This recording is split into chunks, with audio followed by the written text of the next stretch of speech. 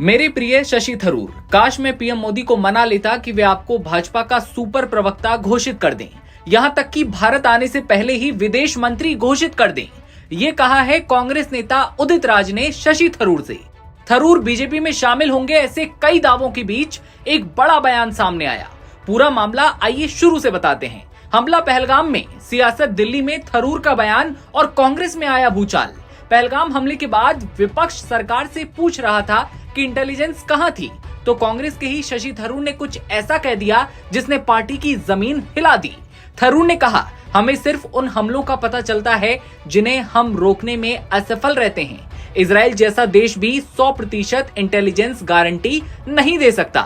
मतलब साफ था, मोदी सरकार पर हमला करने के बजाय थरूर उन्हें क्लीन चिट दे रहे थे।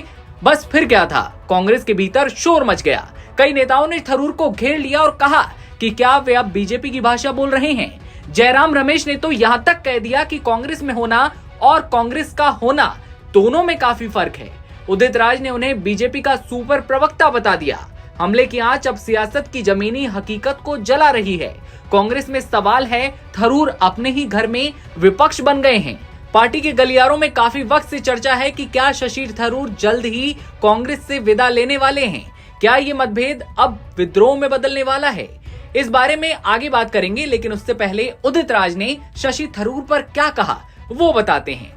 उदित राज लिखते हैं कि मेरे प्रिय शशि थरूर, काश मैं पीएम मोदी को मना लेता कि वे आपको भाजपा का सुपर प्रवक्ता घोषित कर दें, यहां तक कि भारत आने से पहले ही विदेश मंत्री घोषित कर दें। आप कांग्रेस के स्वर्णिम इतिहास को ये कहकर कैसे बदनाम कर सकते हैं कि प्रधानमंत्री मोदी से पहले भारत ने कभी एलओसी और अंतर्राष्ट्रीय सीमा पार नहीं की। 1965 में भारतीय सेना ने कई जगहों पर पाकिस्तान में प्रवेश किया, जिससे लाहौर सेक्टर में पाकिस्तानियों को पूरी तरह से आश्चर्य हुआ। 1971 भारत ने पाकिस्तान के 2 टुकड़े कर दिए और यूपीए सरकार के दौरान कई सर्जिकल स्ट्राइक की गई, लेकिन राजनीतिक रूप से इसका ढोल नहीं पीटा गया। जिस पार्टी ने आपको इतना कुछ दिया, उसके प्रति आप इतने बेईमान कैसे हो सकते हैं? पीछे लगा है क्वेश्चन मार्क।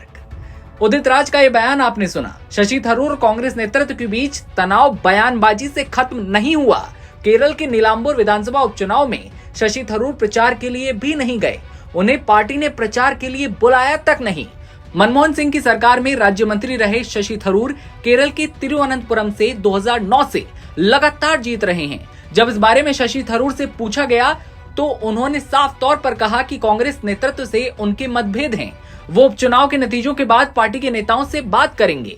ये भी तय है कि कांग्रेस नेतृत्व थरूर की मांगों पर सहानुभूति से विचार करने के मूड में बिल्कुल नहीं है।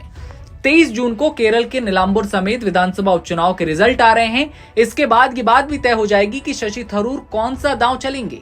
राजनीतिक एक्सपर्ट्स की माने तो शशि थरूर और गांधी परिवार के रिश्ते 2020 से खराब होने लगे। शशि थरूर उन G23 कहे जाने वाले नेताओं में शामिल थे जिन्होंने संगठन में बदलाव की वकालत की। तब ये माना गया कि गुट के नेताओं ने राहुल गांधी के नेतृत्व को चुनौती दी। इतना ही नहीं, थरूर ने केरल प्रदेश अध्यक्ष की दावेदारी भी की, जिसे आला कमान ने सिरे से खारिज कर दिया। अगले साल मई में केरल विधानसभा चुनाव होने हैं। ये थरूर के लिए आखिरी मौका जैसा है। अगर वो राज्य में अपना कद हासिल करने में चूक गए तो कांग्रेस के भीतर उनकी अंतिम पारी होगी। ऐसी बातें सामने आ रही हैं, लेकिन ये राजनीति है। कब क्या कैसे पलट जाए कुछ नहीं कहा जा सकता, क्योंकि राजनीति अनिश्चितताओं का खेल है। शशि थरूर को लेकर आपकी क्या राय है, कमेंट सेक्शन में बताइए और तमाम खबरें सबसे पहले देखते रहने के लिए बने रहिए नवभारत टाइम्स के साथ।